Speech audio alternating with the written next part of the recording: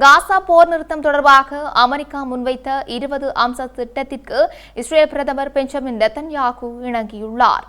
காசாவில் புதிய போர் நிறுத்த பேச்சுவார்த்தைகளுக்காக இஸ்ரேல் பிரதமர் அமெரிக்கா சென்ற நிலையில் நேற்று வெள்ளை மாளிகையில் வைத்து அமெரிக்க ஜனாதிபதி டொனால்டு டிரம்புடன் பேச்சுவார்த்தை நடத்தினர். இந்த சந்திப்பில் காசா போர் நிறுத்தம் மற்றும் அமைதி தொடர்பான 20 அம்ச திட்டத்தை இஸ்ரேல் பிரதமர் ஏற்றுக்கொண்டதாக டிரம்ப் செய்தியாளர்களிடம் கூறினார். அத்துடன் ஹமாஸ் இந்த அமைதி ஒப்பந்தத்தை நிராகரித்தால் அந்த அமைப்பின் அச்சுறுத்தலை அளித்து வேலையை முடிக்க இஸ்ரேலுக்கு தனது முழு ஆதரவும் இருக்கும் என கூறினார். காசா போரில் அமைதியை ஏற்படுத்துவதில் வாஷிங்டன் மிக அருகில் வந்துவிட்டது எனவும் அனைவரும் ஒரு சிறப்பான ஒப்பந்தத்திற்காக இணைந்திருக்கிறார்கள் என்றும் தெரிவித்தார். மேலும் இஸ்ரேல் காசாவை இணைக்காது போரினால் பாதிக்கப்பட்ட பகுதியை விட்டு யாரும் வெளியேற நிர்பந்திக்கப்பட மாட்டார்கள். ஹமாஸ் போர் நிறுத்த ஒப்பந்தத்தை ஏற்றுக்கொண்ட பிறகு இறந்த பணைய கைதிகளின் உடல்கள் தாமதமின்றி திருப்பி அனுப்பப்படும். போர் உடனடியாக முடிவுக்கு வரும் என்றும் ட்ரம்ப் கூறினார். மேலும் 20 அம்ச திட்டத்தில் ஹமாஸ் ஒப்பந்தங்களை ஏற்றுக்கொண்டு பணைய கைதிகள் அனைவரையும் விடுவித்தால் அடுத்த கட்டமாக படிப்படியாக இஸ்ரேல் படையினர் காசாவில் இருந்து வெளியேறும்.